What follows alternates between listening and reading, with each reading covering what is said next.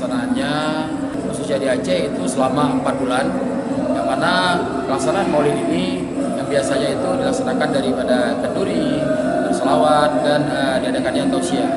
Cuman dengan Maulid Arba'in ini kita pelaksanaannya itu selama 40 malam, yang mana pelaksanaannya itu dari rumah ke rumah, daya ke daya, musala, dan dari masjid ke masjid. Alhamdulillah antusias masyarakat khususnya itu Kota Langsa begitu antusias pelaksanaan Maulid Arba'in ini.